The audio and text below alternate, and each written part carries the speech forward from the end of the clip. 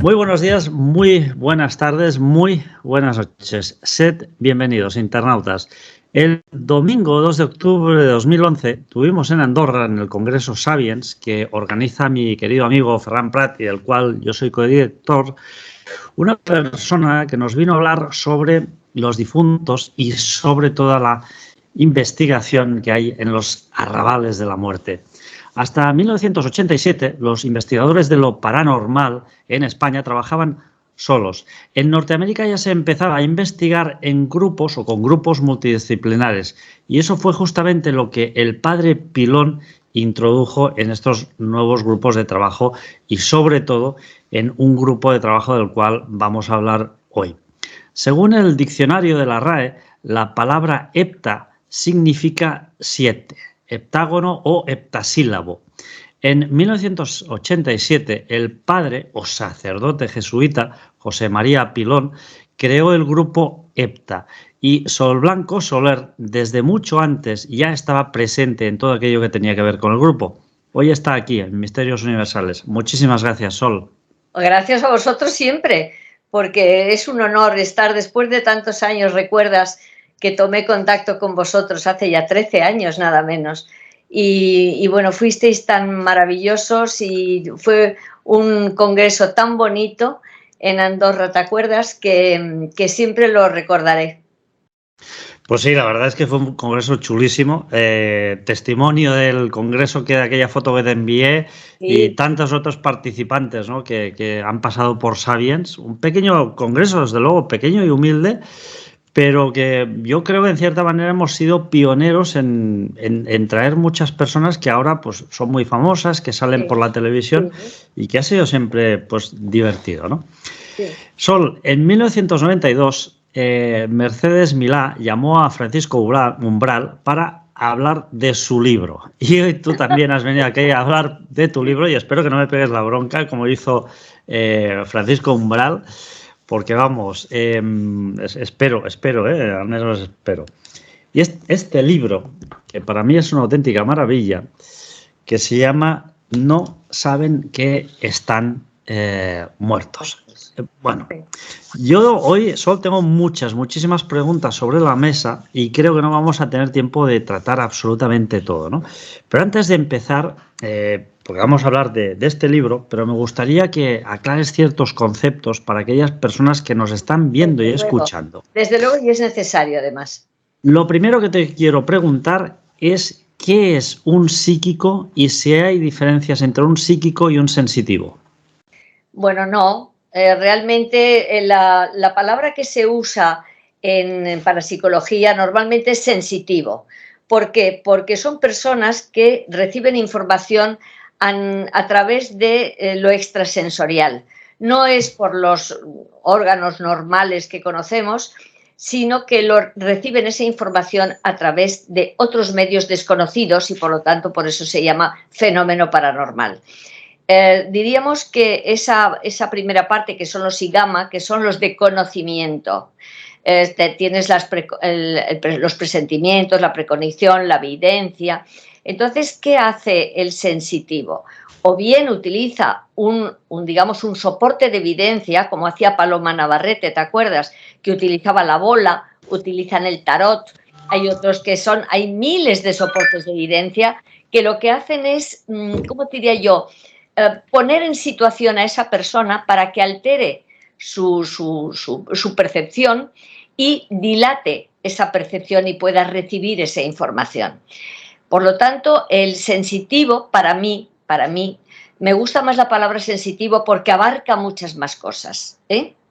Pero es la persona que tiene la capacidad de obtener una información que los demás no podemos utilizar. Es un don y es un don natural. Por eso yo siempre recomiendo que no se debe nunca de forzar, sino de dejar fluir, porque al ser un don natural, pues tienes primero que asumirlo, que hay gente que no lo asume y ahí está el problema, y otros pues utilizarlo, pues yo creo que para el bien, como pasa con cualquier don que la vida te da, ¿no? Sol, ¿qué es un vidente y qué diferencias hay entre un vidente y un médium? Totalmente diferente. Vamos a ver, el medium, el vidente, vamos a lo más fácil. El vidente es la persona que obtiene esa información, como te digo, pero porque ve lo que los demás no vemos. Es decir, ellos pueden entrar en una habitación y ver a un fallecido, por ejemplo, cosa que los demás mortales, digamos, no somos capaces de ver. O obtener una información porque Paloma se asomaba a la bola, que en la bola no veía nada, es nada más, como te digo, un soporte de evidencia, porque yo me asomaba a la bola y no veía nada. Es decir, la bola no es un instrumento que altera el estado de conciencia, pero no te hace ver. Ella veía con la frente, es decir, ella recibía la información mentalmente. Eso es el vidente. El medium no, el medium es el que contacta con esa dimensión que está, digamos, más allá de la nuestra y contacta normalmente con personas fallecidas. Esas personas fallecidas utilizan el cuerpo del medium para poderse manifestar, porque claro, ellos ya no tienen laringe, no tienen manera de poder hablar. Entonces utilizan esa parte del medium para poderse poner en comunicación con nosotros. Sol, en tu libro hay 33 casos. Yo he seleccionado 3 para que hablemos de ellos, porque lo que tenemos que dejar, evidentemente, es que las personas que nos ven y nos escuchan pueden comprar este libro y disfrutar de su lectura, que, por cierto, a mí me costó un poco encontrarlo y al final lo puedo encontrar en AFNAC. En AFNAC lo puedo encontrar. Sí. Hablas de 33 casos, como hemos dicho, yo he seleccionado 3 y luego hay 7 lugares que das a conocer. ¿7 es por lo de EPTA también o por qué exactamente 7 lugares? No, porque hemos estado en esos lugares. Acuérdate que tengo el Palacio de los Olvidados de Granada, que cuento toda nuestra experiencia allí. Hay un castillo. Es decir, los lugares que yo cuento siempre son experiencias personales. El cementerio de Benamaurel, por ejemplo. Es decir, todos los lugares que yo recomiendo o comento son lugares en los que EPTA ha estado. Sí, para recopilar, publicaciones de otras personas, pues no tendría ningún interés el libro, porque ya lo puedes encontrar en otro lugar, ¿me entiendes? Yo todo lo que recojo en mis 5 libros que he recogido son todos casos de EPTA y experiencias personales. Antes de atacar estos 3 capítulos que he seleccionado, me gustaría centrarme en la introducción, puesto que allí indica, Sol, que en este libro se encuentran estas investigaciones, pero en estas investigaciones hay un orden y un protocolo. ¿Nos puedes contar así un poquito, aunque sea por encima, los entresijos de una investigación del grupo EPTA? Pues bueno, digamos en grandes líneas, porque si no nos entretendríamos mucho. Vamos a ver, cuando el padre Pilón ya organizó el equipo, organizó también un protocolo de actuación. Y el protocolo de actuación fundamentalmente el primero es hablar con las personas que te llaman, porque ya sabes que una de las características, bueno, hay varias características de EPTA, es que nosotros no vamos nunca cuando no se nos llama, es decir, nosotros acudimos ante una llamada o un contacto que nos hacen pidiendo ayuda. Segundo, no cobramos nada, como sabes, que es otra de las características. Y luego ese protocolo que ya estableció Pilón y que ya lo hacemos de una manera automática, como cuando conduces un coche. Al principio tienes que aprender, pero luego ya te sale de una manera natural. Hay que entrevistar a esas personas que te piden ayuda, pero entrevista de que cuando llegas a esa casa, a ese hogar, tú hablas con todos ellos. Es decir, ¿por qué? Porque esa información que ellos te dan no es la misma que te han dado telefónicamente. Es algo más personal y que te da pie a ti para que cuando te empiezan a hablar de un problema, tú empieces a rascar un poquito para averiguar cuál es el origen real de esa preocupación o incluso de esa fenomenología, ¿entiendes? Y luego hacemos las mediciones de investigación física, que son para eliminar las posibles causas naturales. Imagínate que te dicen que son ruidos, que son cosas, tú sabes que todas las conducciones, tanto de eléctricas como de fontanería, pueden producir ruidos. Es decir, que todo eso, el campo magnético que puede estar alterado porque el edificio esté encima de una corriente de agua o de un mineral. Es decir, todo eso hay que descartarlo. Y una vez que has descartado todo eso, entonces acudes a la investigación psíquica, que es donde entra, en este caso, el medium nuestro actual, que es Aldo Linares. ¿Por qué? Porque si lo otro no te ha dado la clave, tienes que buscar por otro lado, ¿eh? Así que ese es un poco el protocolo que seguimos. Y luego, en función de la causa, porque imagínate, si es un poltergeist, son fenómenos espectaculares, pero que están causados por una persona viva. Entonces hay que averiguar qué estrés está afectando a esa persona, la causa de ese estrés, porque mientras que esa persona no se armonice, no reduzca su tensión y su estrés, el fenómeno va a seguir produciéndose. En fin, como ves, es todo un sistema, ese que llamamos protocolo, pero que hace que tú puedas diagnosticar mejor. Es en el fondo como un médico cuando te pide pruebas para poder emitir el diagnóstico y poner el tratamiento. Es lo mismo. En la página 15 hay un tema muy interesante justo después de la introducción, que es la teoría de la interfase. Sí. Es decir, a mí me gustaría, por esto a mí me ha llamado muchísimo la atención, ya lo explicaste en tu conferencia en el año 2011 en Sapiens, en Andorra, pero seguro que ha evolucionado mucho más desde ahí, tenéis muchos más datos. Respecto a la teoría de interfase, yo te quiero preguntar, ¿qué es ese estado exactamente? Pues mira, sería, vamos a ver, una especie de mini dimensión por la que todos pasamos cuando nos fallecemos y que para algunas personas sirve de adecuación a su nueva situación, otros en permanencia porque ellos quieren quedarse y no quieren pasar definitivamente al otro lado, a lo que llamamos el otro lado, para entendernos que es otra dimensión, porque es un problema de dimensiones, de composición energética diferente, en la que cada una de ellas está establecido unas leyes físicas y espaciales. Porque todos los que comunican contigo, que suelen estar en esa primera fase, es decir, eso es por lo que a mí me ha gustado poner en el libro la teoría de la interfase. Porque una vez que pasan esa interfase, ya nadie se pone en comunicación contigo. Es decir, es, como te digo, una dimensión muy cercana a la nuestra y que por razones diferentes puedes quedarte ahí voluntariamente. Nunca es un problema obligatorio. Es decir, que tú siempre puedes pasar al otro lado siempre que quieres. Lo que pasa es que esa gente que te comunica sus problemas y te comunica su situación es que no quiere pasar al otro lado por distintas razones. Y con esa es con la que nosotros normalmente comunicamos. Porque cuando ya pasas directamente al otro lado, nosotros, por lo menos nuestra experiencia de 30 y tantos años, es que nadie ya les interesa ponerse en contacto contigo. Te voy a hacer 3 preguntas y simplemente te pido respuestas telegráficas. Estupendo. ¿Eres creyente? Sí. ¿Existen los ángeles y los demonios? Vamos a ver, tal y como se conciben, pueden no ser tal y como las concebimos. El mal existe, pero no tiene cuernos y rabo. A ver si tú me entiendes. Perfectamente.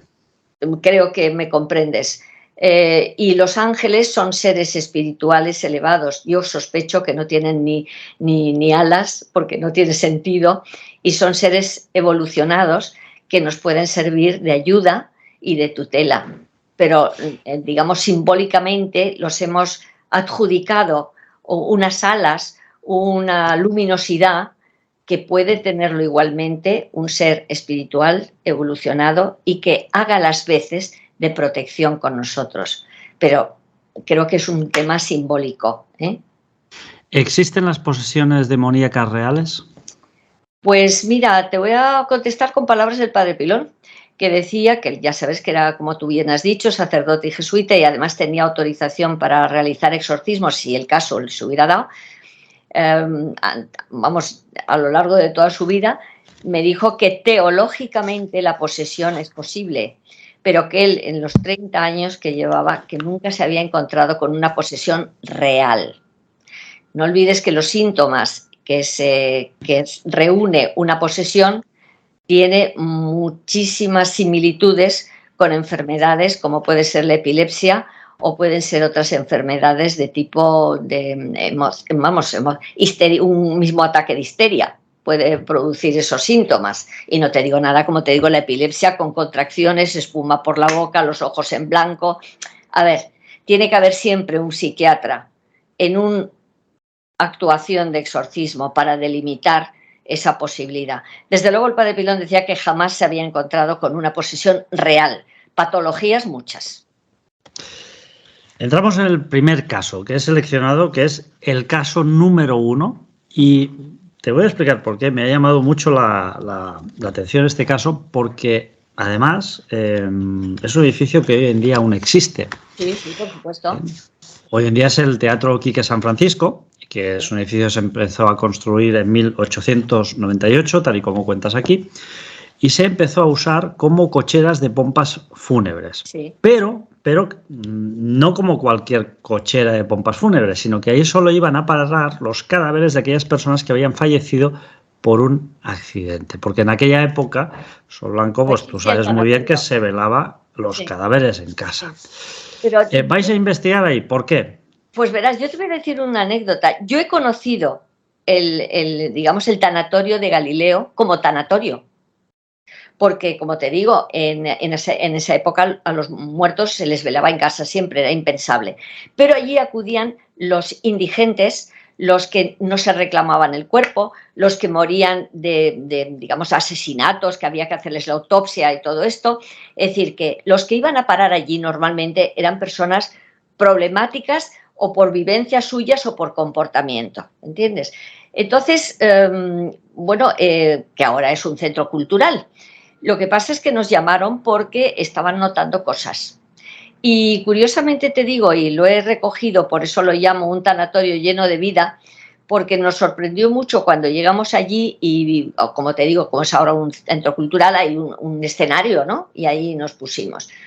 Y contactamos con 4 o 5 personas que cuento en el libro, que a mí me chocaron mucho porque todos tenían un problema. Primero, ellos, algunos no se habían dado cuenta que se habían muerto, seguían en una situación que decían unos que olían mal, otros que les daba miedo moverse de allí porque es el sitio que habían conocido, te contaban su historia, que tenían familia en el pueblo pero que no habían reclamado su cuerpo y que eso les daba mucha tristeza.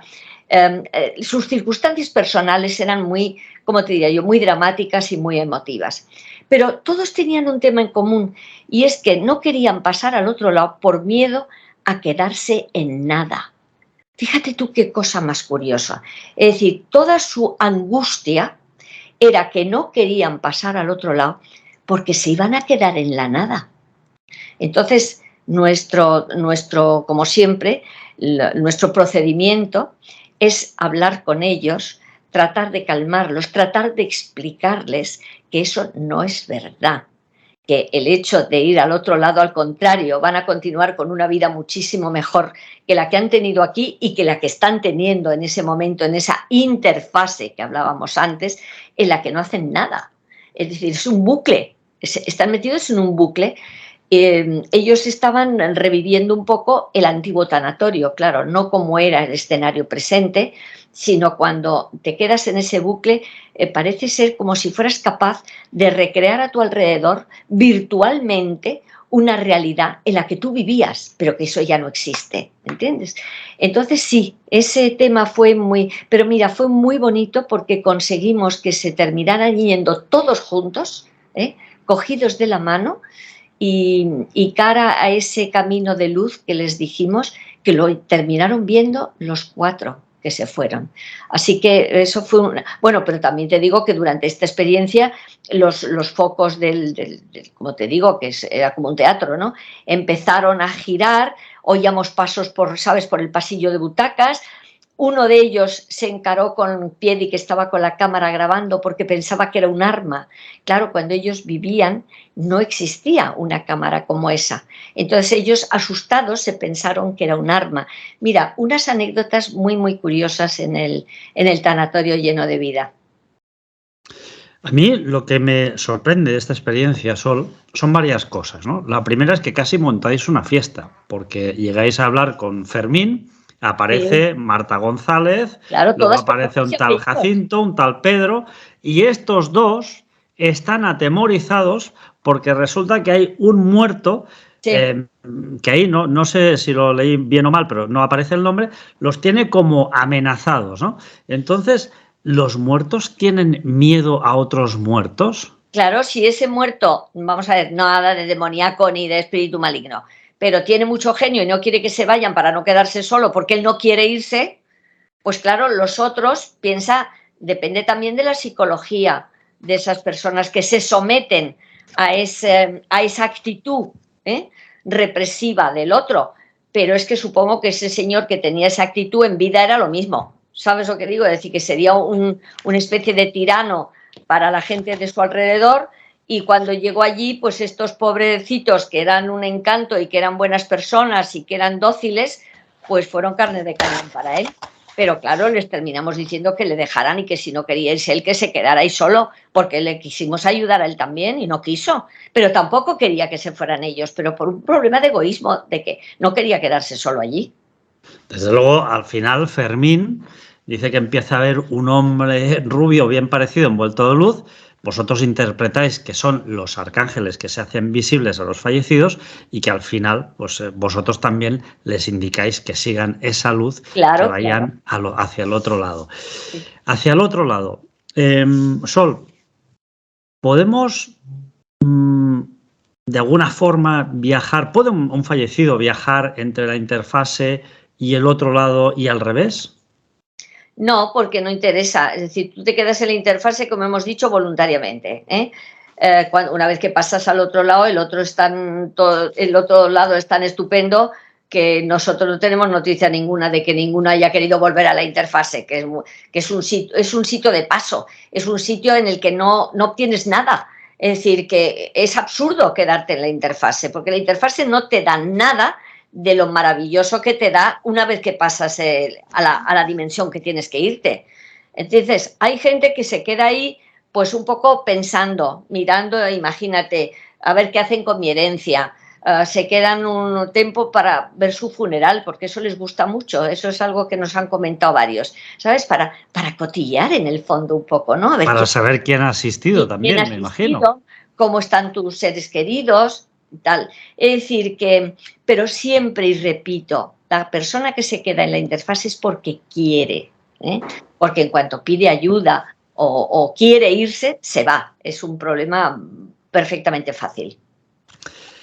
En segundo lugar, he seleccionado un caso, que es un caso muy cortito, que es el caso número 26, que está en la página 157 y es cuando lloran los móviles. Lo he seleccionado, te explico por qué. Pues bueno, yo una parte de mi actividad comercial es la informática desde siempre y me hizo mucha gracia, ¿no? Porque aquí no solo afecta un ordenador, sino que además afecta pues, teléfonos móviles. En este caso, Sol, hablamos de un fenómeno poltergeist. Sí.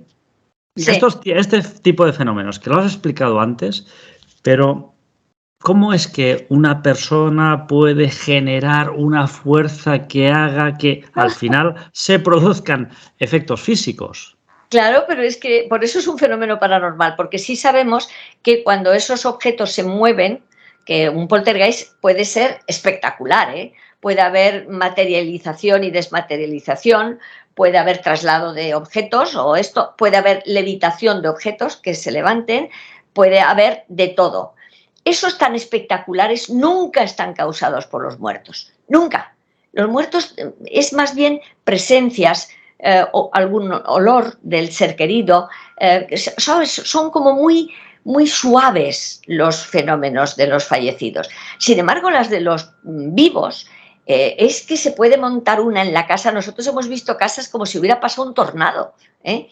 Pero en el baúl del monje lo vivimos en vivo. Es decir, y te demuestra que todo lo que aparece en los tratados de parapsicología es real, puede ocurrir. ¿Cómo produce una persona inconscientemente estos fenómenos? Pues no lo sabemos. Lo que está claro es que emite una energía para producirlos, porque si no las cosas no se moverían, no habrían combustiones espontáneas, porque puede haber de todo en un poltergeist.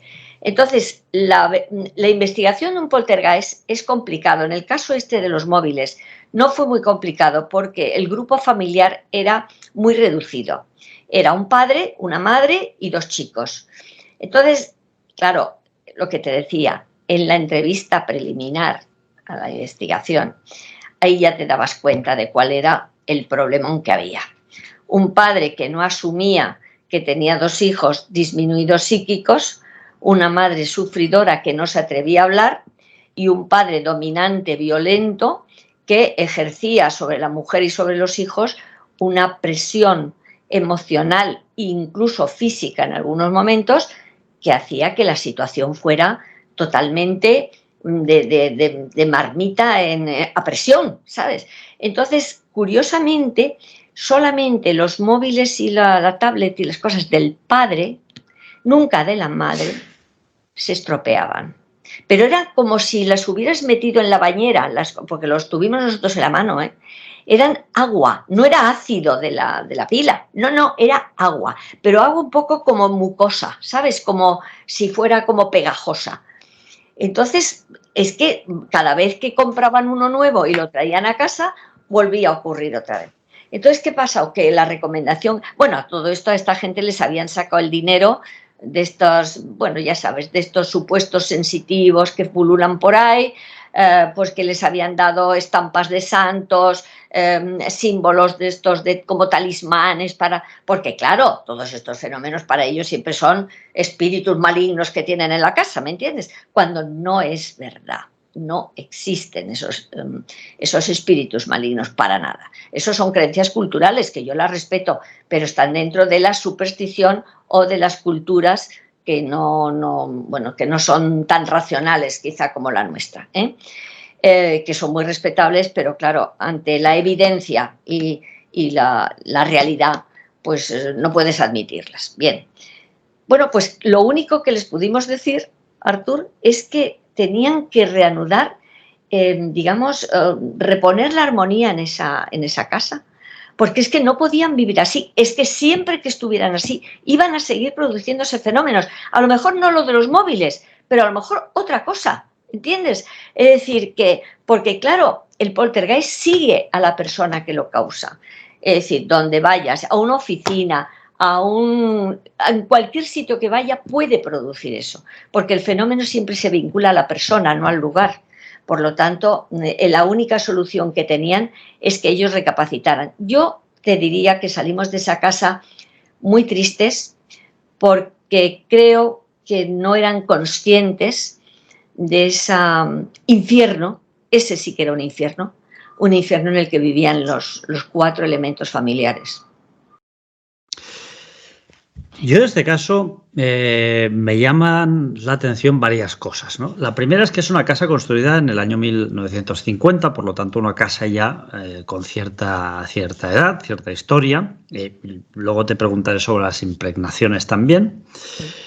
Y es una casa que está muy cargada. Tú la describes muy cargada. Hay muchos crucifijos, hay muchas manos de Fátima, hay muchos símbolos budistas, hay vírgenes.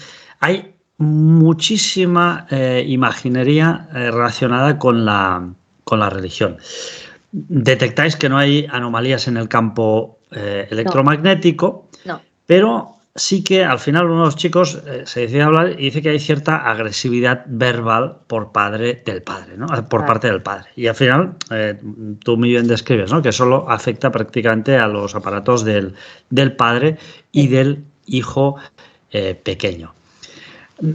Aquí, Sol, a mí me viene a la cabeza ya una cosa que es muy importante, y es que hoy en día, por desgracia, no se da suficiente importancia al núcleo familiar, a la armonía y sobre todo a el hecho de que las familias, pues de alguna forma, estén mucho más unidas. Y luego, aparte, parece que estos fenómenos muchas veces se ceban con personas que son, podríamos decir, pues que tienen un nivel económico, un nivel adquisitivo quizá un poco más bajo, que pasan grandes penurias, también en este sentido, ¿no? Porque yo creo que no sé exactamente si debería ser una familia de clase alta, pero lo dudo.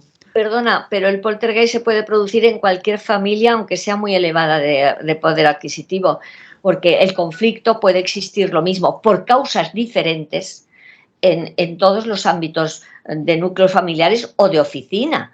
No olvides que uno de los casos más famosos es la del abogado Adams, que era un bufete de abogados, y Ana María Charbel, que era una de las secretarias, es la que producía todo.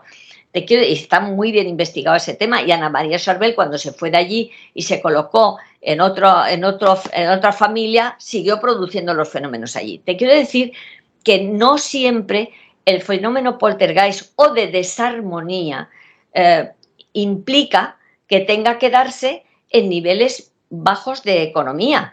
Es decir, el problema es el conflicto, y eso puede ocurrir. Lo que pasa es que las causas del conflicto pueden ser diferentes, pueden ser a lo mejor más económicas en el caso pero en el caso de este padre, digamos que esa situación familiar de un padre que no asume la enfermedad de 2 hijos puede producirse en cualquier nivel económico. Es decir, no hay que fijarse exclusivamente en que la desarmonía puede ocurrir en temas de gente, digamos, a lo mejor de poca cultura, sí, fíjate, porque claro, si ellos creen que están rodeados de demonios, eso les empieza a producir una ansiedad, es que eso lo que hace es potenciar, ¿sabes lo que digo? El poltergeist. Entonces, en ese caso sí, pero ya te digo, cada caso hay que analizarlo, pero no se puede generalizar que un poltergeist solo se produce por problemas de índole de tipo económico. No. No, eso está claro, ¿no? Lo que pasa es que la poca cultura y el poco poder económico normalmente, por desgracia, van de la mano, ¿no? Entonces, muchas veces, yo insisto en que quizá nuestros gobiernos, a lo mejor en gastar tanto dinero en armas, sería importante que gastaran más dinero en educación para que toda la gente pudiera tener una mayor oportunidad para, de alguna forma, desenvolverse mejor en la vida. Pero bueno, Sol, yo te quiero hacer una última pregunta respecto a este caso, porque en este caso hay una proyección, ¿no? Hay una proyección seguramente del padre, del hijo, que son estas proyecciones que llegan a generar todas estas fuerzas negativas que llegan a generar estos fenómenos. Un fenómeno de este tipo, una proyección negativa por parte de los causantes, ¿puede llegar a ser el detonante de un crimen? Uy, pero yo creo que el detonante de un crimen tiene tantos orígenes, Artur, que no se puede decir. Vamos a ver, siempre que se ejerce una presión sobre alguien, no puedes prever la reacción de esa persona, por supuesto. Pero tanto como, vamos a ver, existe la proyección mental, pero la proyección mental se materializa con proyecciones tuyas propias. La clásica proyección mental es cuando tú te proyectas físicamente a otra persona y otra persona te ve por la calle, ¿entiendes? Y tú no estás muerto, estás en tu casa o estás en otro sitio y ha habido una proyección mental. Esto ya sabes que los orientales, sobre todo en el Tíbet, lo usan mucho y lo llaman tulpas. Es decir, que a través de una técnica son capaces de proyectarse físicamente a otra lamasería para dar un recao, porque ahí la climatología, como sabes, pues es muy adversa y hay muchas veces que se quedan totalmente aislados. Entonces tienen esa técnica. Hay veces que esa proyección se produce espontáneamente, no a través de una técnica. Puede ocurrir, es raro, pero puede ocurrir. También hay casos muy documentados, pero que la presión de falta de armonía, llamémoslo así, puede generar un suicidio, puede generar un crimen, puede generar, claro que sí, pero eso es evidente. Yo creo que la gente, hombre, hay patologías, por supuesto, pero yo creo que los asesinos, nosotros hemos tenido asesinos y asesinados, y los asesinos pues han sido normalmente, digamos, pues por celos, porque pensaban que esa persona al irse de su vida le iba a arruinar su vida para siempre, o el asesinado que está indignado porque le han matado, ¿entiendes? Entonces dice, hombre, unos quieren venganza, otros no. Es decir, que la reacción que tú me preguntas puede ser tan variada, Artur, que sería casi un análisis psicológico social o de núcleos familiares, ¿eh? O de amigos, piensa. Es decir, que es que el ámbito de un asesinato y de un suicidio, el entorno puede ser tan variado y las causas personales del asesino o del suicida pueden ser también tan variadas que es muy difícil especificar justo una o dos causas. Bueno, yo te lo decía porque cuando uno ve así, sobrevuela el caso del crimen de Almansa, ahí hay una coctelera extraña de posesiones demoníacas, creencias, personas sanadoras, presencias también, fenómenos poltergeist que llegan a achacar a la propia niña.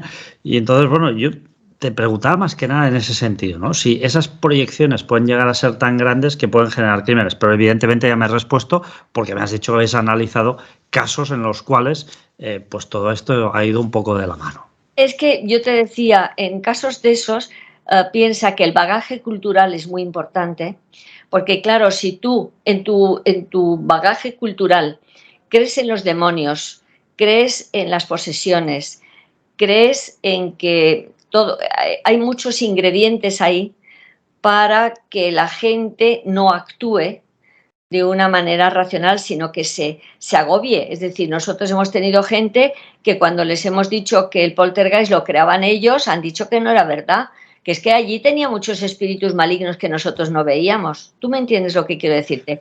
Porque su bagaje cultural justifica los fenómenos a través del demonio. Y eso no es verdad. Eso es tremendo porque el demonio es el eje pivotante generador de todos los males, casi siempre, Claro, ¿no? claro. Sol, nos vamos a la página 175, un caso y que a mí me llama mucho la atención porque tiene muchos componentes clásicos de una serie de todas vuestras investigaciones, pero además llegan a insultar a Aldo en ese caso, ¿no? Caso 30, un maltratador, página 175, os llama un tal Eduardo, Tremendo ese caso. Tremendo, ¿no? Y oye, empiezo a oír golpes en las paredes y aquí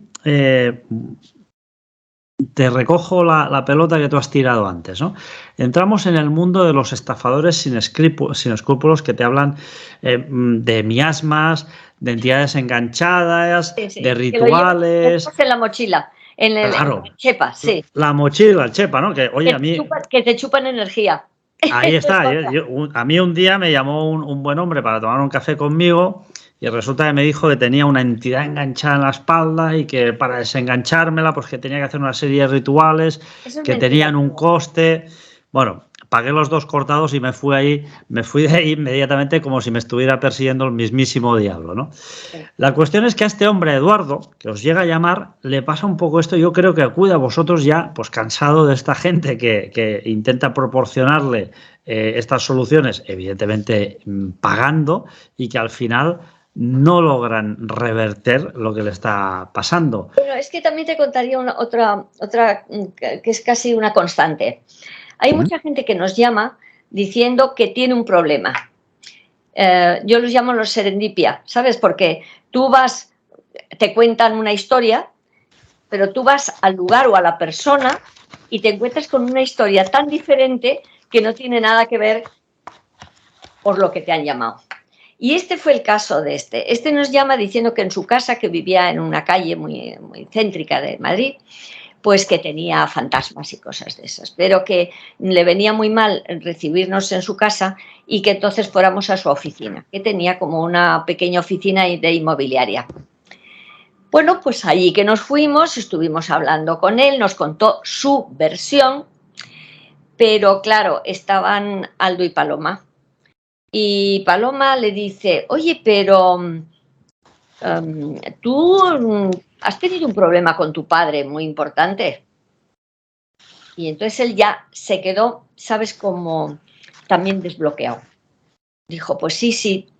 Y en ese momento dice Paloma, bueno, pero si es que está aquí tu padre. Y entonces Aldo incorpora al padre y se establece un diálogo entre el padre y este, digo chico, pero sería un señor ya de 50 y tantos, el que nos llamó. Su padre, claro, se había muerto. Y su padre, en esa conversación en la que los espectadores, tanto el hijo como la mujer del hijo, como nosotros que estábamos alrededor, nos quedamos pegados porque, claro, lo que menos imaginábamos es que este señor había sido un increíble, un maltratador, que el hijo odiaba al padre y que el padre, cuando empieza a hablar con él, le empieza a insultar, le empieza a decir, tú por qué has tenido que contar nada, tú eres un desgraciado. Bueno, le dijo de todo, claro, que no es cosa de yo repetir aquí las palabras. Y nosotros nos quedamos así porque diciendo, pero si este nos había llamado para diciendo que tenía fantasmas en su casa y el problema que él tenía, también quizá inconscientemente, fíjate lo que te digo, era ese antagonismo con su padre, que su padre había muerto y él no había resuelto ese problema en su interior. Pero que tuvimos la suerte de que el padre apareciera porque, claro, cuando un medium entra en trance es una puerta que abres, pero no tienes nunca la seguridad de quién te va a venir a esa puerta. Tuvimos la suerte de que fuera el padre. Y entonces, bueno, pero fue una lucha de casi, no te exagero, hora y media con el padre para hacerle comprender su situación, para hacerle comprender la actitud que él había tenido en vida.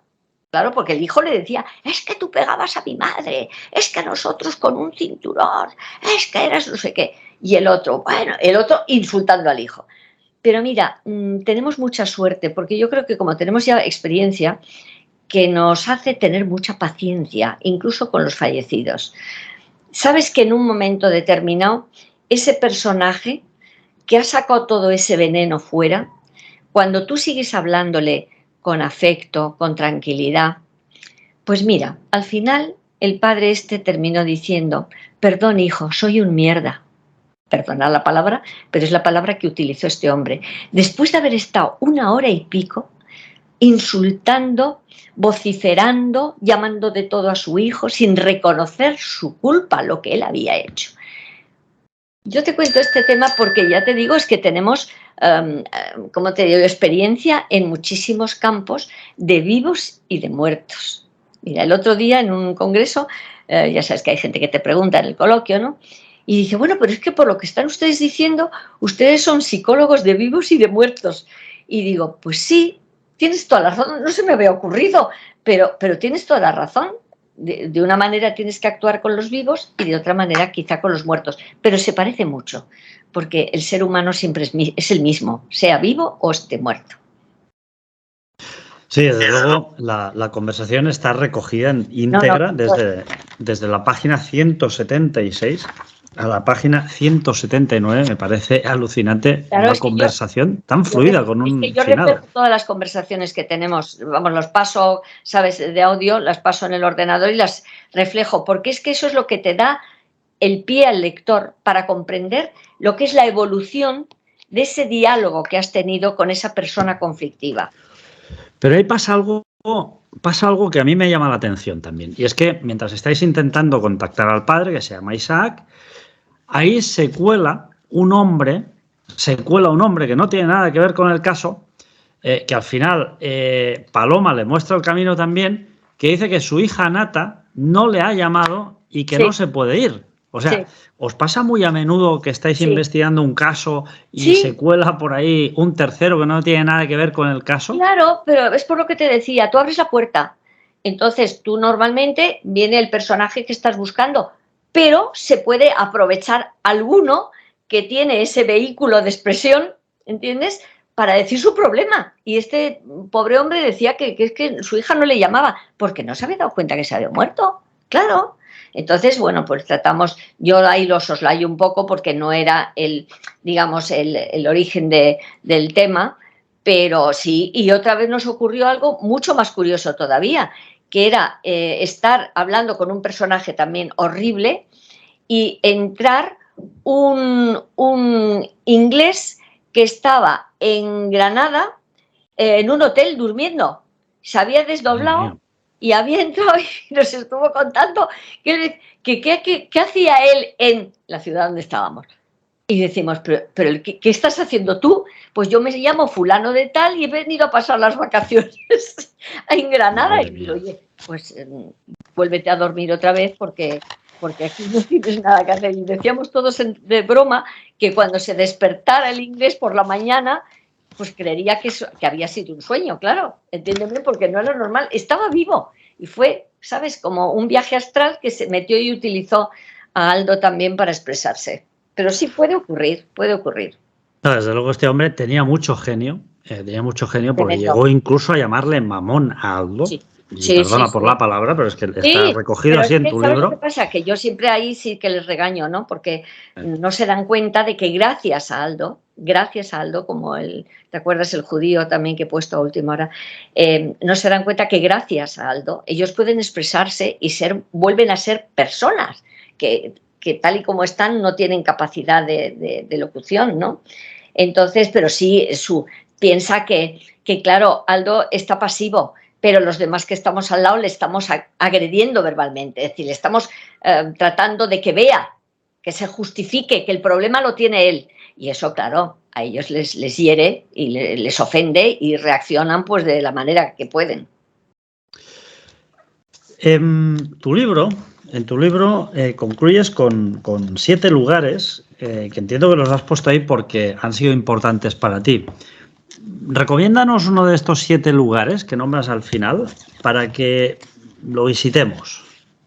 Bueno, pues son muy distintos, porque vamos a ver, el cementerio de Benamaurel es un cementerio que ya no hay enterramientos, que está en un pueblecito de Andalucía y que es tan increíble porque gran parte de las tapas de los nichos se han caído y puedes estar viendo allí pues los cadáveres momificados, como iban vestidos, con sus encajes, sus puños de encaje, con sus zapatos con hebilla.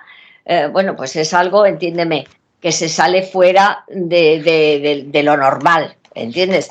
Entonces, bueno, pues las cigarreras de embajadores es una cosa más bien anecdótica, el Costillo de Consuegra, la cripta de los Galvez también era muy bonita, las fuentes de Ocaña, eso es está aquí en Ocaña, al lado de Aranjuez, aquí en Madrid, y es toda unos subterráneos que se llaman las fuentes de Ocaña porque está en Ocaña, pero del siglo XVII o así, que nadie conoce. Yo cuando me dijeron de ir a visitarlas no las conocía y pongo ahí que contactamos con algún personaje un poco medieval, ¿sabes? Un poco bueno, no medieval, pero sí del XVI o así, pero que tampoco tuvieron. Pero el lugar es algo que hay que verlo. Es como el Palacio de los Olvidados, es un palacio precioso, pero que allí tuvo lugar nuestro enfrentamiento con un judío del siglo XV y claro, vamos a ver, yo creo que es de las experiencias más, te iba a decirte, difíciles,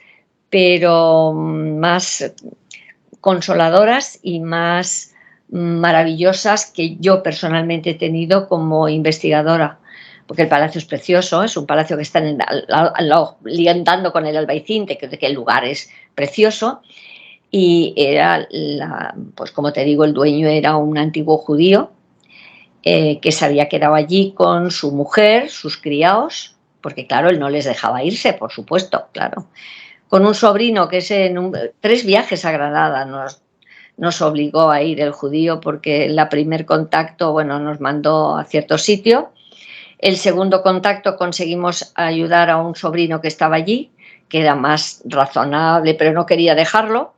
Y luego él nos engañó, nos dijo que sí se iba y nosotros nos confiamos de él, de que iba por el camino adecuado, y cuando volvimos a Madrid resulta que se había quedado y nos había engañado y nos dijo que es que él no tenía por qué hacernos caso. Bueno, el diálogo, como sabes, es muy largo, que no es cosa de ponerlo, pero es muy, muy sugeridor de la problemática que tiene una persona que, aunque sea del siglo XV, se puede quedar en un bucle por soberbia, por afán de poder, por lo mismo, porque él decía que no quería dejar. Bueno, por supuesto, claro, desde el minuto 1 nos empezó a insultar a todos, a Aldón ni te cuento, a Pieri, que que era una espía de la reina católica porque tenía los ojos azules, a José Luis el físico, como es más bien moreno y tal, pues que era un espía de los moros. Te quiero decir que él echaba balones fuera, pues porque se sentía como agredido en su casa.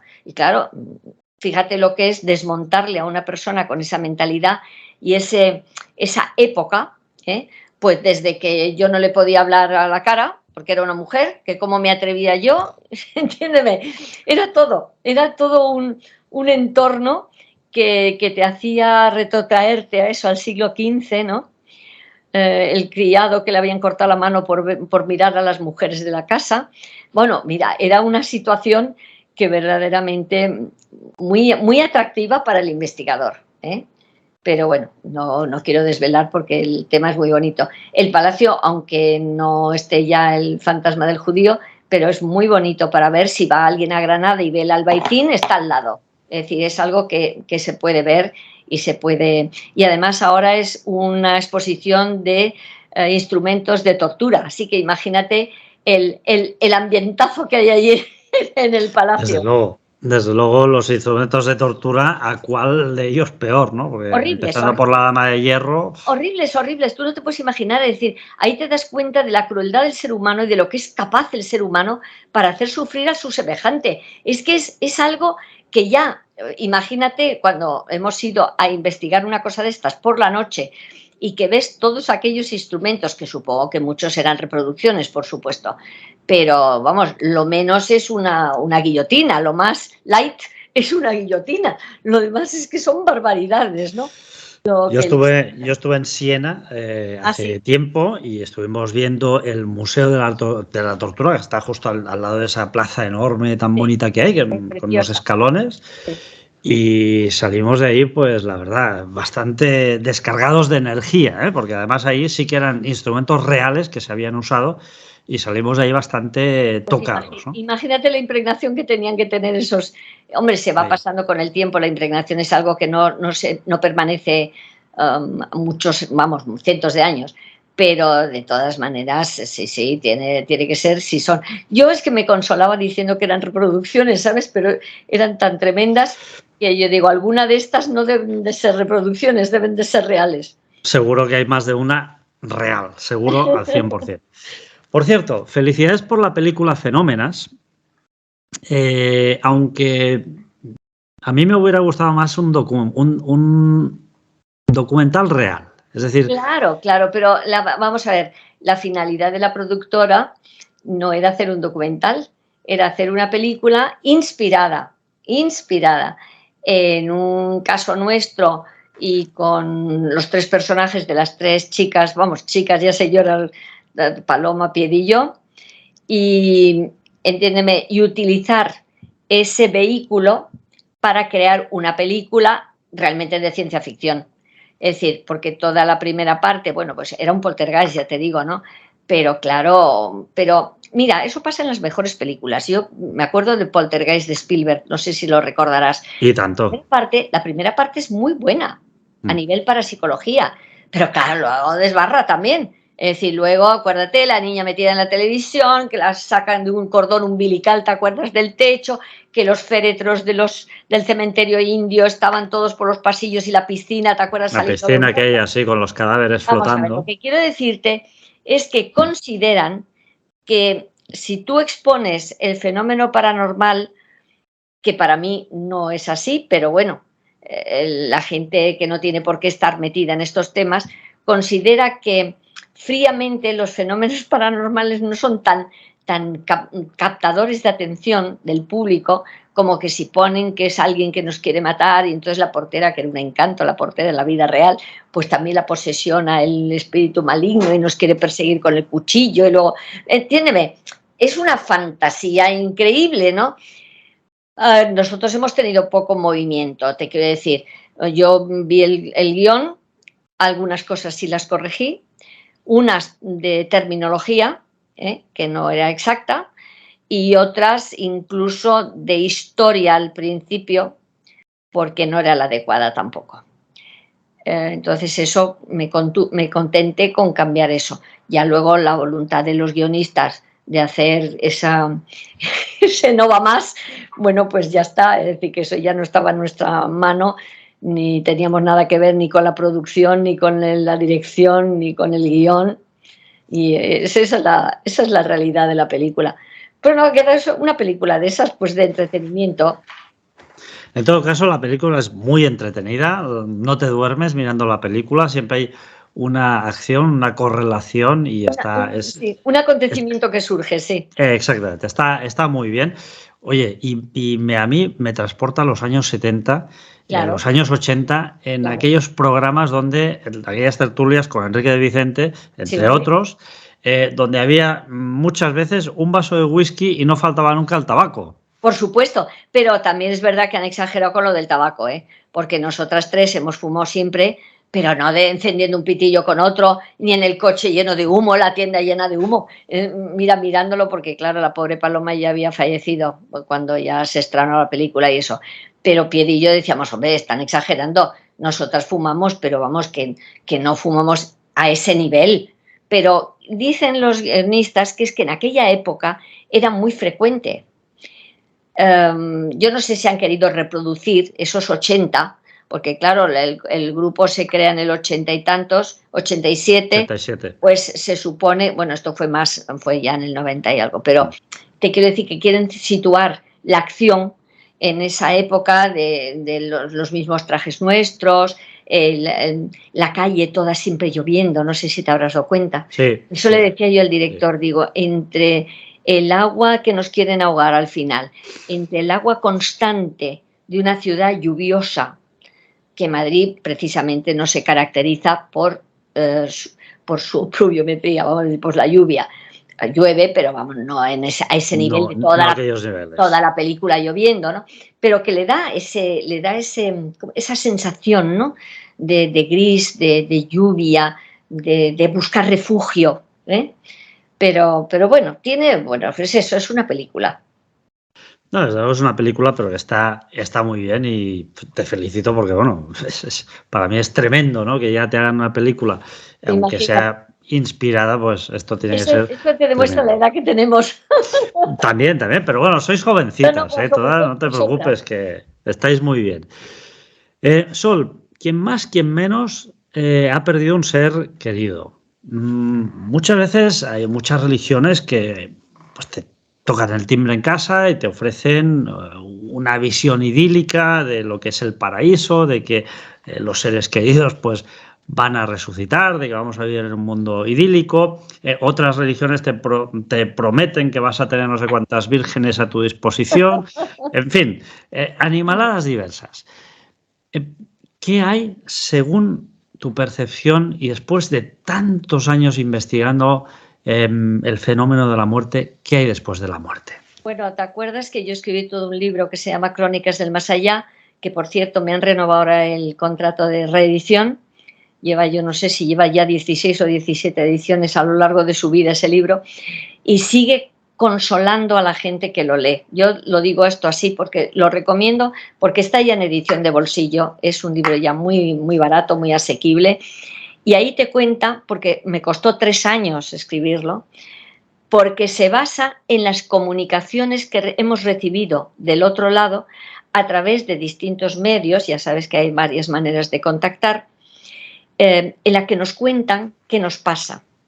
Porque claro, yo no podía inventar, yo lo que quería era que la gente tuviera como un mapa de la ruta que todos seguimos cuando nos morimos. Entonces, parece ser, por las comunicaciones que nos dicen, primero, que hay una pequeña sorpresa cuando llegas al otro lado, porque ves que sigues viviendo. Es decir, que la vida no se ha acabado con la muerte. Ha sido la muerte física, naturalmente, el cuerpo lo dejas aquí. Eso es impepinable. Un pequeño inciso, en los cementerios es donde menos fantasmas hay. La gente tradicionalmente dice, vamos a ver, puede que sea alguno que le hayan enterrado al día anterior, pero normalmente si un muerto se queda al lado de su cuerpo y ve que se empieza a pudrir, sale corriendo. Si lo que menos quiere, como comprenderás, es estar al lado de la podredumbre de su cuerpo físico.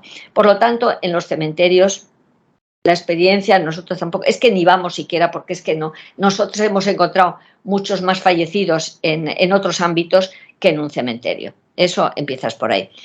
Entonces, tú tienes ese primer paso en que llegas y tienes la sorpresa, por lo menos eso te cuentan las comunicaciones, de que, caray, si estoy vivo y estoy estupendo, y puedo ver y puedo oír, pero el espacio-tiempo es distinto. Las leyes físicas que regulan estas dimensiones son distintas a las que has vivido aquí.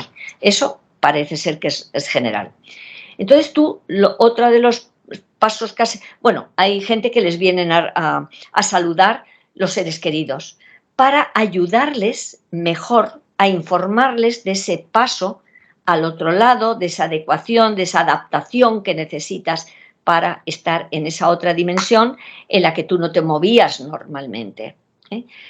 Y luego te hacen, que creo que para todos es el peor momento de nuestra vida en el otro lado, es cuando te hacen la revisión panorámica de tu vida, porque te hacen ver la película de lo que has sido y de lo que has hecho, pero de una manera objetiva, como espectador. Ahí ya no cabe el decir, no, yo hice esto, porque tratas de disculparte. No, ahí ves la realidad de tu vida, las acciones que tú has hecho, la repercusión que esas acciones han tenido en los demás, que ojo, no siempre son malas, pueden ser buenas también, y que también algunos se sorprenden de que una actitud, una palabra, algo que ha hecho en un momento dado de su vida, ha hecho un bien que nunca lo pensó. Es decir, que no quiere decir que el recuerdo panorámico sea todo malo en tu vida. Ahí ves exactamente tu vida. ¿Por qué? Porque eso va a justificar el nivel al que tú vas a ir y vas a estar, que son niveles, fíjate, son niveles distintos de vibración energética diferente, es decir, que la composición de tu cuerpo físico, porque al fin y al cabo son moléculas y son cosas exactamente, son energía, pero tienen una vibración más alta. Cuanto más vas evolucionando, la vibración es más alta. Entonces, parece ser, hay comunicaciones también que te dicen que allí te dan tareas para hacer, en función de lo que a ti te gusta. Si quieres aprender, sigues aprendiendo. Si quieres ayudar a los demás, aunque estés allí, puedes, inspirando, tutelando, como ángeles de la guarda. Tú te das cuenta que no necesitas tener alas y ser como efebos, ¿sabes lo que digo? De una belleza extrema. No, porque es que no funciona así. Es un cuerpo energético, ¿entiendes? Puede tener a lo mejor mayor luminosidad, que eso es lo que normalmente la gente cuando dice ver a un espíritu así importante, lo ve muy iluminado. ¿Y por qué cuando se aparecen nuestros seres queridos vienen normalmente metidos en una burbuja de luz? Porque es como si eso fuera ¿cómo te diría yo? Como si se hubieran desgajado de esa dimensión donde viven, un hábitat pequeñito, que es como una burbuja en la que ellos siguen viviendo porque es su característica de ese momento, pero se presentan a ti. Entonces tú ves que esa burbuja donde están puede ser un poco azulada, puede ser amarilla, más luminosa, más como un sol, digamos. Tú ves como todo tiene a veces que se concatena y tiene una explicación. Y luego vas subiendo, tú puedes bajar a niveles más bajos si quieres visitar a alguien que esté en un nivel más bajo, pero no puedes subir porque tus características no te lo permiten. Hasta que vas subiendo y luego todos, porque el otro día un señor en el correo me recriminaba de que yo no hablaba nunca de Dios. Y yo digo, vamos a ver, es que Dios es luz, amor, energía máxima. ¿Cómo que no vamos a sentir todos la presencia de Dios? Y ellos que están muertos te dicen que en todos los niveles ellos están sintiendo la energía de amor de Dios. Otra cosa es que no lo veas, porque no estás preparado energéticamente para llegar a donde Él está, ella, porque todo eso también es una entelequia, esa energía pura. Y ellos te dicen, claro, es que imagínate una mariposa que se acerca demasiado a la luz, se quema.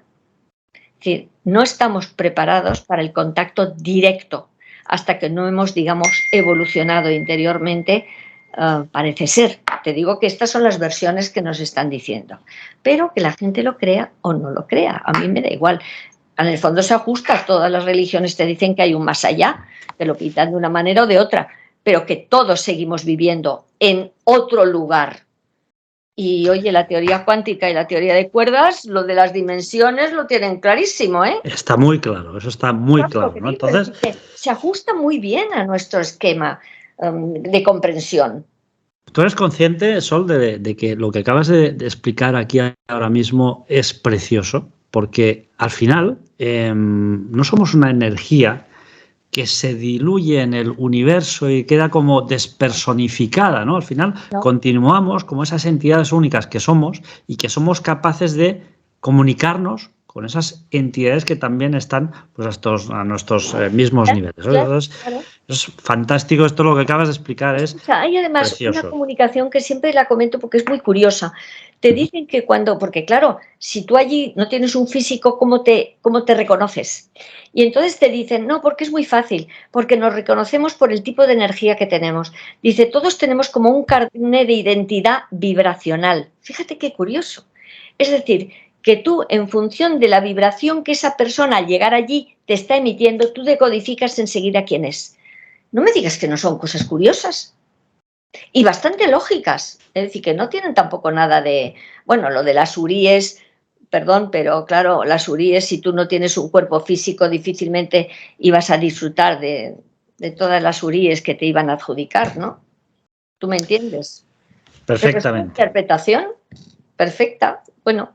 Hemos hablado, ya te voy a hacer ahora la traca final de preguntas, Sol, porque yo te quería preguntar qué es Dios, pero ya lo has respuesto, ¿no? Lo acabas de decir y me parece una explicación aparte preciosa y muy profunda, ¿no? Tan sencilla como profunda. Hemos hablado de la vida después de la vida, pero ¿venimos de algún lugar? ¿Hay vida antes de la vida? Nunca te lo dice en ninguna comunicación. Es como si no existiera. Es como cuando les hemos preguntado sobre la reencarnación. Hay algunos que te dicen que no existe, otras que es opcional, pero ninguna me ha dicho, desde luego, hay reencarnación automática, como lo creen los hindúes, que es la rueda de la vida, ya sabes, ¿no? Es decir, que mueres, naces y estás así hasta que llegas al nirvana. Pero en el fondo, fíjate que el concepto es el mismo, de ir evolucionando para lograr el nirvana o el contacto divino. No sé qué decirte, pero yo pienso que lo que todas las religiones, cuando hablan de ello, hablan de la resurrección, es que es eso. Claro que resucitamos, pero para mí, y que me perdonen las autoridades, para mí la resurrección no es física, es una resurrección energética, porque la energía se transforma. Ojo, no se destruye. Entonces, vamos a ver, ¿para qué quieres un cuerpo físico en otra dimensión, en el que no funcionan las mismas coordenadas que aquí? A lo mejor, imagínate, pero ninguno te habla en esas comunicaciones, pero del mundo entero, de que tengan un cuerpo con un rabo, con 3 ojos, no. Ellos dicen que ven, que oyen, que sienten y que se sienten como personas, pero a un nivel energético diferente. Y ahora que no nos ve ni nos escucha nadie, te quiero explicar una vivencia personal y que me gustaría saber tu opinión, ¿no? Sí. Mi abuela falleció. Bueno, yo tengo una relación con mi abuela muy especial y porque era la abuela clásica de manual y eso, bueno, yo creo que hoy en día es muy difícil encontrar. Y cuando ella falleció, al cabo de un tiempo, yo no sé si fue un sueño onírico, si fue una mezcla entre realidad e imaginación, no sé lo que pasó, pero yo recuerdo que mi abuela me vino a ver y estuvimos charlando como, yo te diría que entre 2 y 4 horas, pero de tú a tú, de una forma súper mega natural, como si la tuviera ahí viva. Claro. Y hacía años que había fallecido ella. ¿Qué me podía haber sucedido? ¿Qué podía ser esto, Sol? Pues no lo sé. Primero, ¿tú recuerdas el contenido de esa conversación? Fui capaz de recordar el contenido de la conversación durante bastante tiempo. ¿No la apuntaste, por favor? No la apunté, Artur, y te voy a decir otra cosa que me pasó, que me pone los pelos como escarpias. Que esto también me gustaría saber tu opinión. Yo a mi abuela la llamaba una vez cada 15 días, una cosa así. Y cuando ella falleció, yo tenía la costumbre de llamarla al 93 329 1287. Es un número que, por cierto, ya no existe porque es muy viejo de Barcelona. Y durante un tiempo mantuvimos ese número de teléfono y ahí no había nadie viviendo en casa de mi abuela porque era un piso alquilado, lo tuvimos un tiempo, pero en una de las ocasiones que yo llamé, yo solo, no sé si es imaginación mía o qué fue, pero llamé y me descolgó mi abuela. Sí. Pero tuve tanto miedo que colgué, pues yo soy muy cagado para estas cosas, cada uno tiene que reconocer lo que es, ¿no? Entonces, a mí me gustaría saber cuál es tu opinión sobre estas dos cosas que me sucedieron. Bueno, La primera, hablar con mi abuela, y la segunda, esta llamada. Vamos a ver, a nivel telefónico ha habido muchos casos registrados de gente ya fallecida que ha hablado por teléfono, ha llamado por teléfono, pero además para decir unos comentarios tan absurdos. Me acuerdo una que era, oye, no se te olvide recoger los zapatos que tengo a arreglar. Entonces, ¿sabes lo que digo? La hija se quedó pegada, primero porque el recado era absurdo, que estuviera preocupada su madre porque no había ido a recoger los zapatos. Te quiero decir, pero ha ocurrido, ojo, ha ocurrido. Luego, lo de las conversaciones, ¿fue en sueños o fue estando despierto? No, yo estaba dormido. Eso te lo aseguro porque era de noche. Bueno, pero verás, hay dos teorías. Una que fue tu propio inconsciente. Como sabes que los sueños son la liberación de nuestro inconsciente. Entonces, a lo mejor tú soñaste lo que siempre quisiste que ocurriera, que es una conversación con tu abuela. ¿Entiendes? O puede que hay otra teoría de que mucho se dice y se cree dentro de este mundo, de que los fallecidos aprovechan que tú estás con tu consciente totalmente dormido para entrar en ti mucho mejor y poder comunicarse contigo. Entonces el sueño sería un vehículo más fácil para ellos para comunicarse. No te puedes dar una explicación. ¿Eso es cierto, sí o no, al 100%? Ahora, que las llamadas telefónicas han ocurrido, yo tengo varias registradas, recogidas, digamos, y que luego los fantasmas pueden aparecerse a un ser querido, no suelen ser tan largos. ¿Y sabes por qué? Porque para ellos piensa que para entrar dentro de nuestro campo visual tienen que reducir mucho esa vibración que yo te digo que han conseguido. Entonces, el problema está en que ellos pueden realizar ese cambio, pero por poco tiempo. Por eso, normalmente tú sabrás el libro este de Juan José Benítez, Estoy bien, que son miles de casos en los que se aparece, pero es para decirte, estoy bien, no te preocupes, y ya está. Es decir, son mensajes muy cortos y muy expeditivos. Una conversación tan rica, yo, de verdad, yo lo hubiera apuntado, lo hubiera grabado, aunque fuera con una grabadora, lo que se te quedó de esa conversación.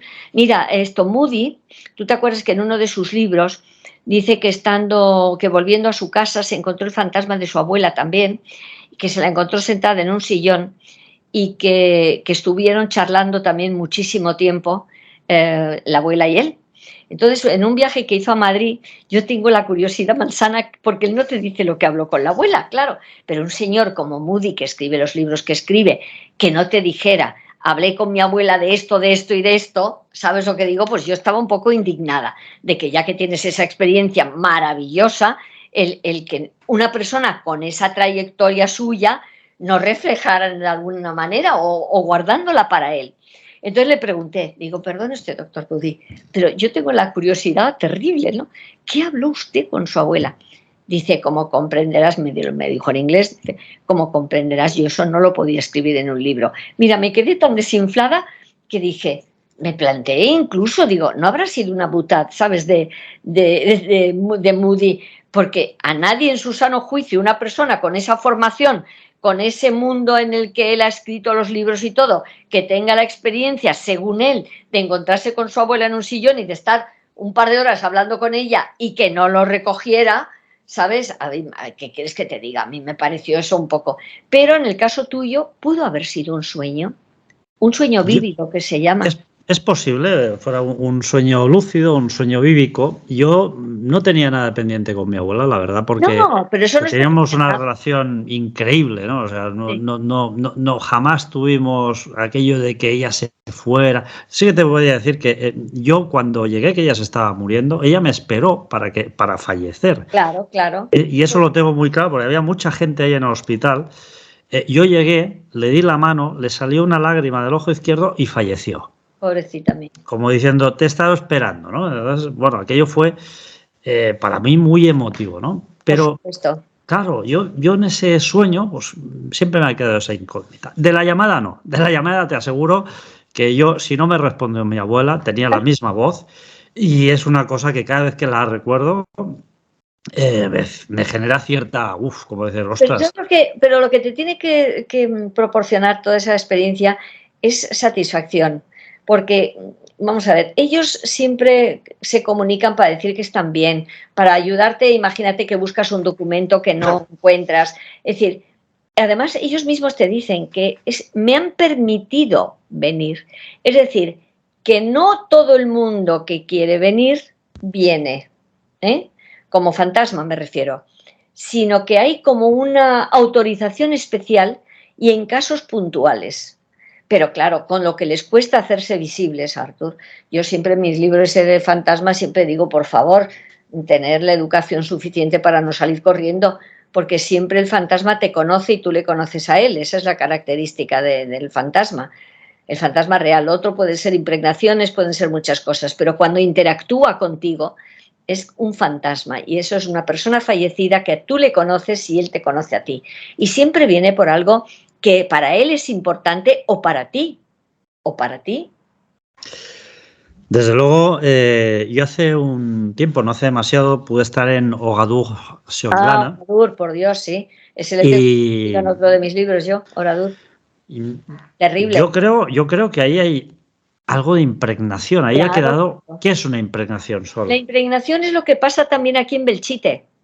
Que la gente cuando va a Oradour o a Belchite, lo que graban son ruidos de cañones, ruidos de gritos, ruidos de bombardeo, ruidos, ¿sabes lo que quiero decirte? Ruidos que han sido tan fuertes. Vamos a ver, la teoría de la impregnación es que todos impregnamos nuestro ambiente, con nuestras vivencias, el ambiente en el que nos movemos. Esa es digamos, el texto teórico de lo que es la impregnación.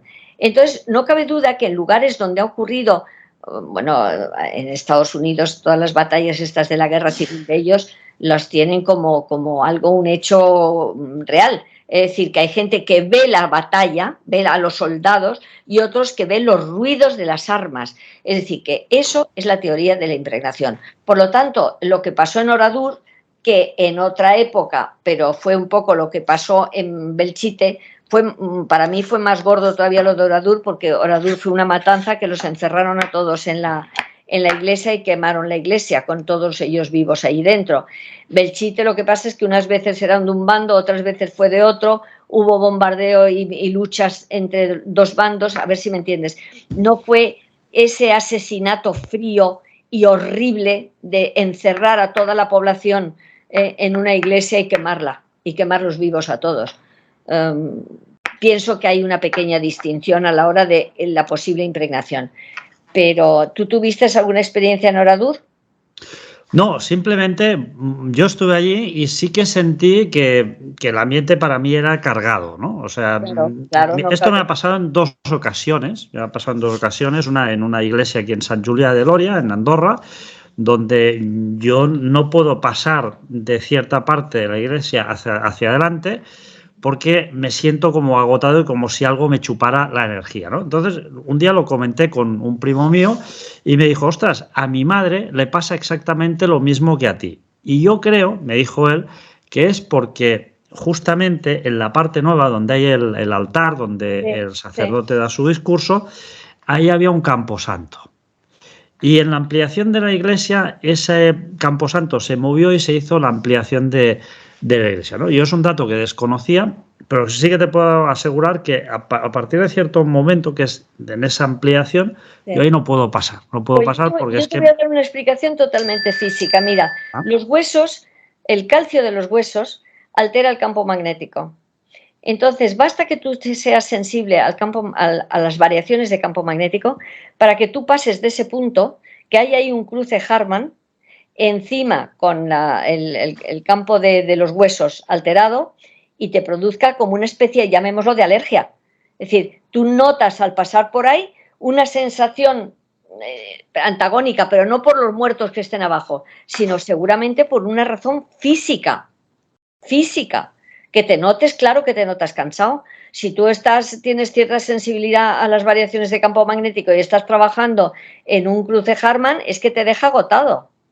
¿Me entiendes? Pero a lo mejor yo no, porque yo no tengo mucha sensibilidad para los campos magnéticos, para la variación, ¿no? Para la alteración.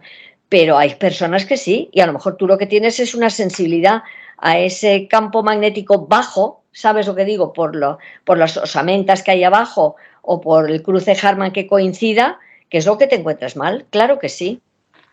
La última cuestión sobre la que te quiero preguntar, antes hablábamos de los tulpas, de esa capacidad de hacer esos viajes de un lugar a otro, de desmaterializar tu cuerpo de alguna forma, llevar mensajes. Y luego hay otra cuestión que son los viajes astrales, ¿no? Cuando, evidentemente, un tulpa es una cosa y un viaje astral es otra. Cuando hacemos un viaje astral, ¿dónde vamos? Donde queremos. Porque el viaje astral, la característica que tiene es que puede producirse espontáneamente y puede producirse también a través de una técnica de control mental.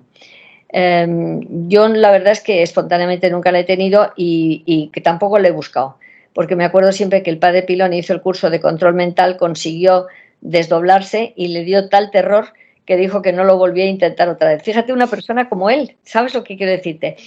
Pero hay gente que sí, Paloma lo hacía, hay gente que lo hace, pero tú dejas el cuerpo aquí. Bueno, pero aquí, perdona, voy a hacer un pequeño inciso. ¿Tú te acuerdas que hace unos años hubo el proyecto AWARE en Estados Unidos, que fueron un grupo de científicos de España, entre el doctor Gaona, fue uno de los que nos representó allí en España como esto, y había de varias nacionalidades, para analizar y estudiar el proceso de las experiencias cercanas a la muerte, que son las experiencias, como tú bien sabes, en el que el enfermo que se está muriendo y a lo mejor con el electroencefalograma plano de momento, se desdobla y ve su cuerpo en la enfermería y él empieza a recorrer ese camino que todos vamos a andar. Digo que empieza porque nunca pasa al otro lado, porque vuelve a su cuerpo, por lo tanto no se ha muerto, no confundamos. Bien, pero entonces esta gente que les extrañaba mucho esta incidencia de las experiencias cercanas a la muerte, es que aunque no lo veas, ahora te explico el por qué se concatena con lo que me has dicho. Entonces, bueno, pues hicieron durante 3 años el producto AWARE y, bueno, cuando ya volvieron, Gaona ha venido a nuestras jornadas algunas veces y eso, y le pregunté, digo, oye, por favor, tengo también una curiosidad malsana, ¿qué habéis decidido? Dice, pues mira, Sol, no te puedo decir todavía el informe definitivo, dice, pero todo parece indicar que la conciencia sobrevive al cuerpo. Tremendo. Agárrate, Arthur. Yo me quedé pegada y dije, ¿qué me estás diciendo? Bueno, pues el otro día, en un X semanal de la ABC, venía toda una columna precisamente con lo que habían concluido y que era esto que te estoy diciendo, que la conciencia sobrevive al cuerpo físico. ¿Qué quieres más que eso? ¿Sabes lo que digo? Para hilvanar luego todo lo que yo te he contado. La conciencia es personal, individual. Y eso un grupo específicamente de médicos, psiquiatras, tal, te está diciendo que la única explicación es que la conciencia sobrevive al cuerpo físico. Arthur. Tremendo, tremendo. Claro, pues tremendo. Es que os comento cosas de estas. Es que esto abre unas puertas, Sol, enormes. Nos abre unas puertas enormes. Pero claro, a comprender mucho mejor que esas comunicaciones que yo te he dicho, que nos cuentan qué nos pasa cuando nos morimos, es perfectamente coherente. Claro, claro. Claro. Vamos, para mí, lo paranormal es que las teorías cuánticas te digan que lo que vivimos ahora es una realidad holográfica. A ver si tú me entiendes. Que han llegado también a esa conclusión o esa hipótesis de trabajo. Vamos a ver, ¿tú no crees que eso sí que se sale fuera de todos nuestros esquemas? Por supuesto. Que lo que vivimos es una holografía, pero la holografía tiene que proyectarla a alguien. Ojo. No en cierta manera, yo no creo que se refieran a que sea una holografía en el ámbito más estricto, ¿no? Sino que es una holografía en el sentido de que a veces nosotros somos capaces de proyectar o de decidir sobre ciertas cuestiones de nuestro futuro y más o menos pues prescribir una parte de nuestro devenir, ¿no? Yo creo que más bien en ese... Pero ellos hablan de la realidad. Sí, sí. Que no es la realidad psicológica o de la física, sí, está claro. Que eso implica también el entorno. Bueno, no, el entorno no, por supuesto. Escucha, te comento esto de pasada. Si se te cae un árbol encima, te aseguro yo que no va a ser una realidad holográfica, ¿eh? Pues entonces, ¿qué quieren decir con eso? Porque tampoco te lo explican mucho, ¿eh? Yo creo más bien que es esa mezcla, ¿no? De un poco poder decidir tú es algo un poquito más, quizá vaya un poquito más allá, ¿no? Y esto está muy ligado también con los universos paralelos, sí, los propios yos que pueden estar corriendo paralelamente en otro universo. Por supuesto. Quizás se refiera más bien a esto, ¿no? Pero bueno, de cualquier manera, en cualquier caso, estos fenómenos que investigáis vosotros cada día existen, están ahí y nadie los puede negar porque vosotros mismos los habéis recogido en centenares de ocasiones, ¿no? Bueno, a veces, tú muy bien lo has dicho muchas veces, ¿no? Pueden ser a veces patologías mentales. Hay personas, a mí me vino una señora después de un congreso Sapiens, unos años después de que tú vinieras a Andorra, que me dijo, yo di una conferencia sobre ovnis, que es mi tema, y me vino a hablar y pues yo hilé un poco las posesiones demoníacas con las apariciones de dormitorio, con esas abducciones. Al final todo está conectado, ¿no? No sé de qué manera, pero está conectado. Y me vino a decir, oye, Satanás me viene a ver por la noche. ¡Ay, por Dios! Y me dijo, y me pide que mate a mi marido. Claro. Bueno, entonces lo primero que hice es apuntar el nombre de la persona. Por supuesto. Llamé al hospital, me pasaron con la parte del área mental y me dijeron, muchísimas gracias por llamar, no te preocupes, esta señora está en tratamiento, ya la localizamos. O sea que muchas veces tenemos explicaciones muy terrenales para ciertas cosas que suceden. Naturalmente. Es decir, que por eso yo te decía antes que las cosas no son como muchas personas creen, pero claro, puede subyacer una patología mental o una formación cultural. Vamos a ver, hay culturas en las que los espíritus malignos es el pan nuestro de cada día, entiéndeme, y que todo lo que les ocurre, claro, es mucho más fácil decir que tienes un demonio en casa que no el ponerte a pensar que qué has hecho tú para que te vengan tantas cosas encima. Es como el mal de ojo. El mal de ojo siempre encubre un sentimiento de culpa, porque cuando la gente te viene y te dice, es que me han echado mal de ojo porque todo me va muy mal. Y digo, ¿y quién cree usted que le ha echado el mal de ojo? Y siempre saben muy bien quién. La vecina, la cuñada, tal. Y digo, ¿y por qué? Y sigues escarbando y es porque esta persona no se ha portado bien con esa persona. Han tenido rencillas, han tenido cosas y entonces, ¿qué pasa? Que cuando a mí me pasa algo que considero que es malo, como tengo el sentimiento de culpa que me porto mal, pues claro, la otra persona tiene derecho realmente, ¿sabes lo que digo?, a hacerme un mal de ojo. Sí, pero claro, Sol, hoy en día la autocrítica no es algo ni que sea considerable. O sea, todo es culpa de los demás, culpa mía no hay nada. O sea, yo soy muy bueno, no hago nada mal a nadie, soy, una excelente persona. Y la autocrítica es lo mismo, ¿no? Estamos en una sociedad, la sociedad de los derechos, pero la sociedad de las pocas obligaciones, por no decir ninguna obligación. Ninguna. Así que, en todo caso, Sol, vosotros, Sol, lleváis muchos años. Yo te quería agradecer toda esta labor que hacéis desde el Grupo EPTA de forma totalmente desinteresada. Ayudáis a muchas personas que están muchas veces en una situación límite, que ya no tienen a nadie más a quien acudir y las sacáis de ese pozo, de ese infierno, podríamos decir, de una forma totalmente altruista. Entonces, por eso te quería dar las gracias en nombre mío y de todas las personas que han recibido. Gracias a ti porque me das la ocasión también de divulgar estos temas y de divulgarlos, creo que como se deben de divulgar y no con esas connotaciones terroríficas que la gente suele hacerlo.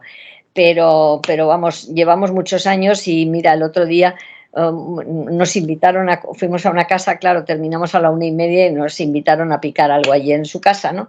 Y bueno, pues eso sí lo podemos aceptar, pero en otros que nos tratan de darnos un sobre, claro, lo rechazamos porque siempre decimos en broma, ¿no? Porque si cogemos este sobre, el padre Pilón viene desde el otro lado y nos corre vamos, a aguantazos. Nos va a carear a todos. ¿Me entiendes? Lo decimos en broma porque jamás hemos cogido nada de dinero, ¿me entiendes? Pero bueno, pero eso es así. Pero mira, tienes mucha satisfacción al cabo de los años, de todo un recorrido que si has conseguido mantener, ¿sabes? Esa disciplina, ese ayudar a los demás, pues es una manera de lo que nos tiene, de lo que debemos hacer todos, dentro de nuestros ámbitos, de nuestros conocimientos, es ayudar al que tienes o al que acude a ti, ¿no? ¿Has pasado miedo alguna vez? No, jamás. No, muy bien. Nunca. No, nunca. Si alguna persona... Porque, entiéndeme, cuando comprendes todos estos temas, el miedo desaparece. Tienes miedo por la ignorancia, que es lo que la gente suele tener. Miedo a estas cosas porque no sabe exactamente en qué mundo se está moviendo. Pero eso es desconocimiento. Si alguna persona tiene un problema y quiere ponerse en contacto con el Grupo EPTA, ¿cómo lo tiene que hacer? Pues mira, tenemos la página, porque yo contesto el correo, www.grupoepta.com. Ahí tendrán una pestañita de correo y me escriban y yo, si puedo asesorarles, digamos, o digamos a través del correo solo, o si vemos que la cosa pues tiene ya mucha más importancia o lo que sea, pues siempre hablamos con ellos por teléfono y tratamos de realizar el asunto. Te quiero hacer una pregunta que es un poco sobre los intrínculos internos de EPTA. Yo recibí durante muchos años el programa de conferencias del Grupo EPTA. Y tengo estos sobres guardados como oro en paño y te voy a decir por qué. ¿Por qué? Porque mi dirección y mi nombre venía escrito a mano. ¿Quién lo escribía? Claro, nosotros, porque ahora ya lo hacemos a través del correo electrónico, pero en aquellos años teníamos que escribir los sobres, ir metiéndole esto y ir a correos a ponerle el sellito. Te quiero decir que es que eran épocas pioneras, claro. Tengo yo unas cuantas de estas cartas. Pero te quiero decir, pero que es lógico, es decir, que así funcionábamos porque era lo que había. Es decir, que no teníamos la capacidad de poder enviar, por ejemplo, los programas a través de correo electrónico ni cosas de esas. Claro que sí, pero bueno, fíjate tú si hace años. Hoy han salido aquí dos libros, dos obras de arte para mí magníficas respecto a todo este tema. Crónicas del Más Allá, que podemos encontrar, mientras hablaba contigo lo he verificado en Amazon, y No saben que están muertos en la página web de FNAC, se puede encontrar, no sé si en algún sitio más. Si te metes, creo, en la editorial, te dicen dónde puedes encontrarlos. Creo que hay gente que lo ha... Bueno, te dije, en el Corte Inglés aquí en Madrid lo tienes. Sí. Pues perfecto. Pues dejaremos los enlaces justo aquí debajo del programa. Recordar que desde el Grupo EPTA también organizáis una serie de conferencias que además son muy baratas. Son de enero a marzo. Siempre es el primer lunes después de Reyes. Y son 10 lunes en las que hay 10 ponentes. Y siguiendo la tónica que hacía el padre Pilón también. En las jornadas de son las únicas que se organizan en Madrid, así que no hay pérdida posible. Pero sí que me mandan un correo en noviembre y yo les mando el programa. No hay problema. Pues fantástico.